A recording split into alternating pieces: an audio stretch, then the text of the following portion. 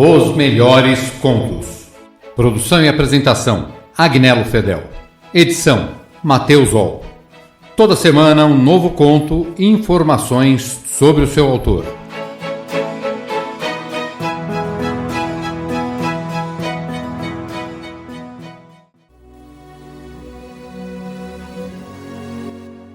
Anatole France foi o pseudônimo do escritor francês Jacques Anatole François Timbaud, ganhador do Prêmio Nobel de Literatura em 1921.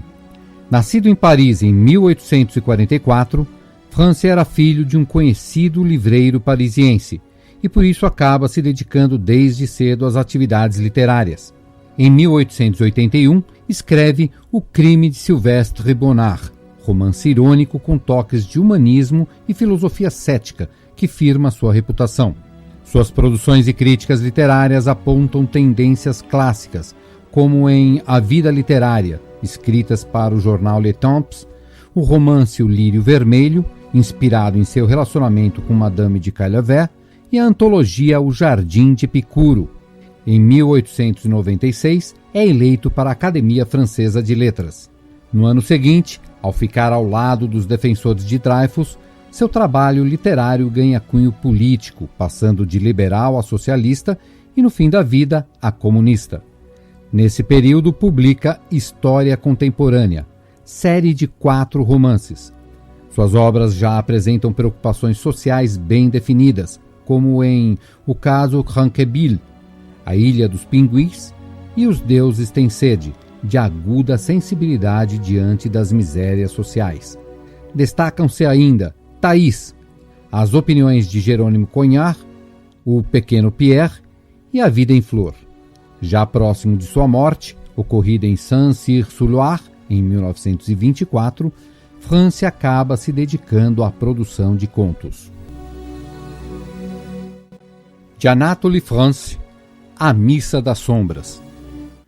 Eis que o sacristão da igreja de Santa Eulália, em Neuville-d'Aumont, me contou debaixo da marquise do Cavalo Branco, numa bela noite de verão, bebendo uma garrafa de velho vinho à saúde de um morto muito abastado, que lhe havia enterrado honrosamente naquela manhã mesma, sob um tecido cheio de belas lágrimas de prata. Meu finado e pobre pai, quem fala é o sacristão, foi em vida coveiro. Era de humor agradável e isso sem dúvida decorria de sua profissão, porque se tem reparado que as pessoas que trabalham nos cemitérios possuem espírito jovial. A morte não os atemoriza absolutamente, jamais se preocupam com ela. Eu que lhes estou falando, o senhor, penetro num cemitério à noite tão serenamente quanto no caramanchão do Cavalo Branco. E se por acaso encontro um espectro, não me inquieto absolutamente com isso, porque reflito que ele pode perfeitamente ir cuidar de seus negócios da mesma forma que eu dos meus. Conheço os hábitos dos mortos e seu caráter. Sei a tal respeito coisas que os próprios sacerdotes ignoram. E o senhor ficaria surpreso se lhe contasse tudo o que tenho visto. Mas nem todas as verdades são próprias para serem contadas, e meu pai, que todavia gostava de narrar histórias, não revelou a 20ª parte do que sabia. Em compensação, repetia muitas vezes as mesmas narrativas, e, ao que eu saiba, relatou bem umas 100 vezes a aventura de Catarina Fontaine. Catarina Fontaine era uma velha senhora que ele se lembrava de ter visto em criança. Não me surpreenderia se ainda houvesse na região até uns 3 anciões que ainda se recordem de ter ouvido falar a seu respeito, porque ela era muito conhecida e considerada, embora pobre. Morava na esquina das Ruas das Freiras, na torrezinha que o senhor ainda pode ver, e que depende de um velho palacete, meio arruinado, que dá para o Jardim das Ursulinas. Há nessa torrezinha figuras e inscrições meio apagadas.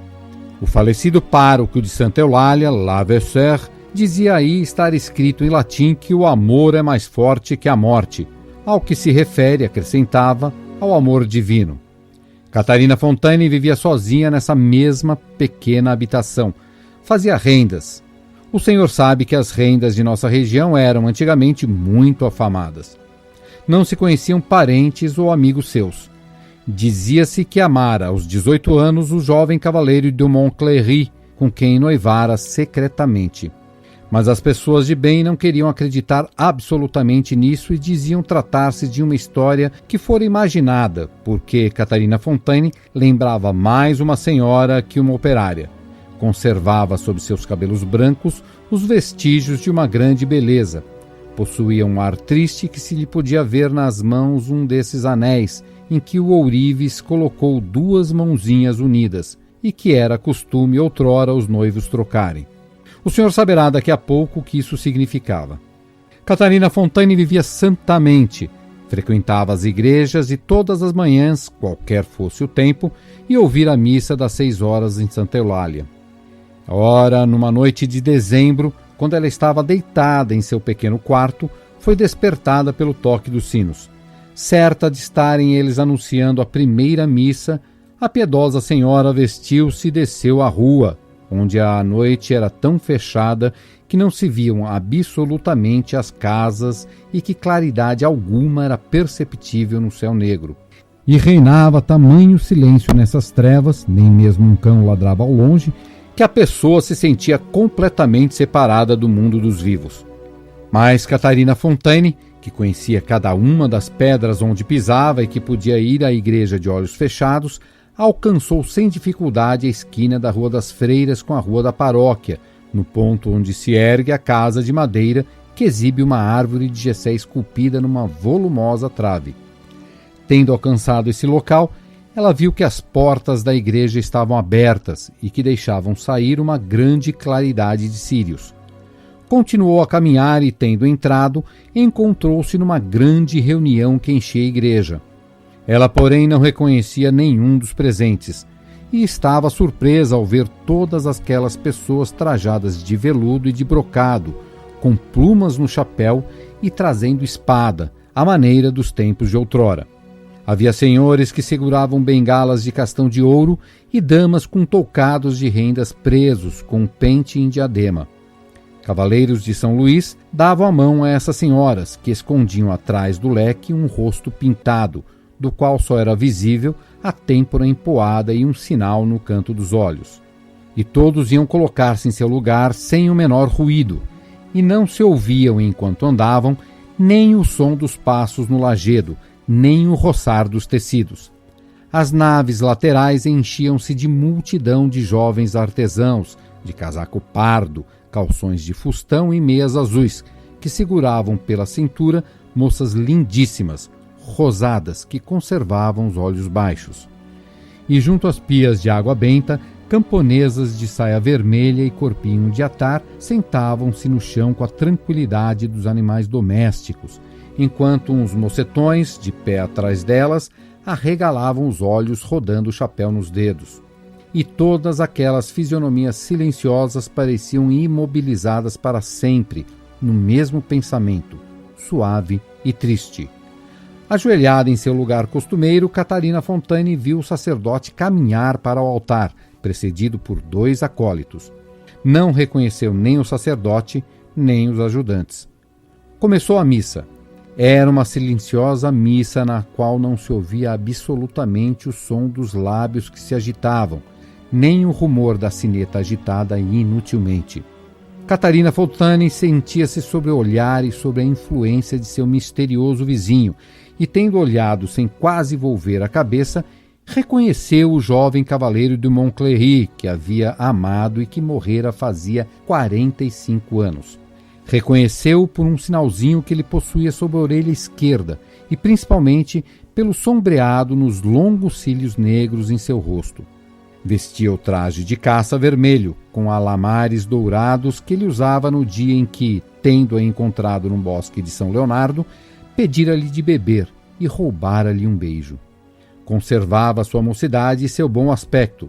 Seu sorriso ainda mostrava uma dentadura de jovem lobo. Catarina disse-lhe baixinho: Senhor, vós que fostes meu amigo e a quem dei outrora o que uma jovem possui de mais precioso, Deus vos tenha em sua graça. Possa ele me inspirar finalmente o pesar pelo pecado que cometi convosco, porque é verdade que, de cabelos brancos e próxima da morte, não me arrependo de vos ter amado. Mas, finado amigo, meu belo senhor, dize-me quem são essas pessoas trajadas à maneira antiga que estão assistindo aqui a esta silenciosa missa? O cavaleiro do Montclery respondeu com uma voz mais débil que um sopro e, não obstante, mais clara que o cristal. Catarina, esses homens e essas mulheres são almas do purgatório que ofenderam a Deus, pecando a nosso exemplo pelo amor das criaturas, mas que nem por isso estão desligadas de Deus, porque seu pecado foi, a exemplo do nosso, sem maldade. Enquanto separadas daquele que amavam sobre a terra, elas se purificam no fogo lustral do purgatório, padecem as dores da ausência, e para eles que esse sofrimento seria o mais cruel. São tão infelizes que um anjo do céu se apieda de seu martírio de amor. Com o consentimento de Deus, ele reúne todos os anos, durante 1 da noite, o amigo à amiga em sua igreja paroquial, onde lhes é permitido assistir à missa das sombras, segurando-se pela mão. Esta é a verdade. Se me foi permitido ver-te aqui antes de tua morte, Catarina, tal coisa não se realizou sem a permissão de Deus.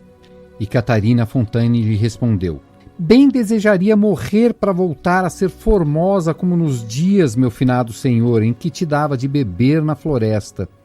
Enquanto falavam assim, baixinho, um cônego muito idoso recolhia as esmolas e apresentava uma grande salva de cobre aos presentes, que aí deixavam cair sucessivamente moedas antigas, há muito tempo já fora de circulação, escudos de 6 libras, florins, ducados e ducadões, jacobos, nobres com a rosa, e as moedas caíam em silêncio. Quando a salva de cobre lhe foi apresentada, o cavalheiro depositou um luís que não fez mais ruído que as outras moedas de ouro ou de prata. Depois, o velho cônego parou em frente a Catarina Fontaine, que procurou em seu bolso sem nele encontrar R$1. Então, não desejando recusar sua dádiva, tirou do dedo o anel que o cavalheiro lhe dera na véspera de sua morte e atirou-o na concha de cobre.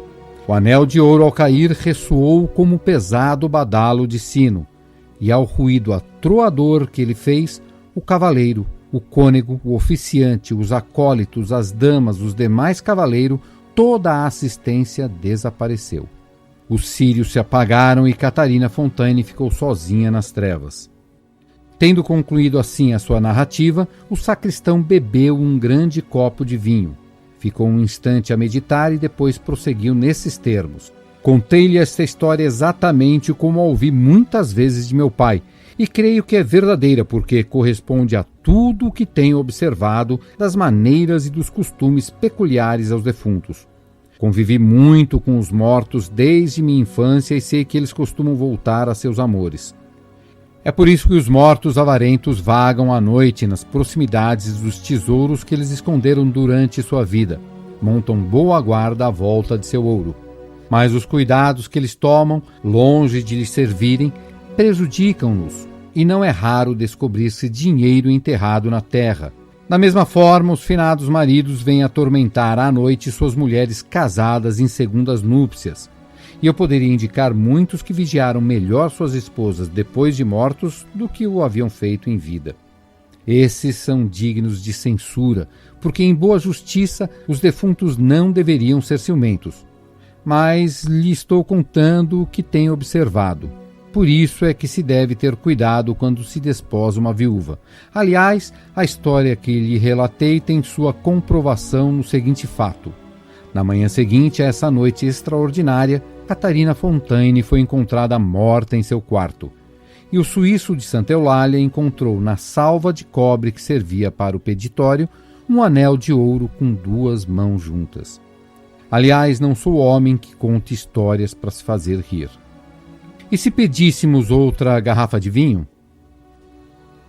Vocês ouviram Missa das Sombras, de Anatole France.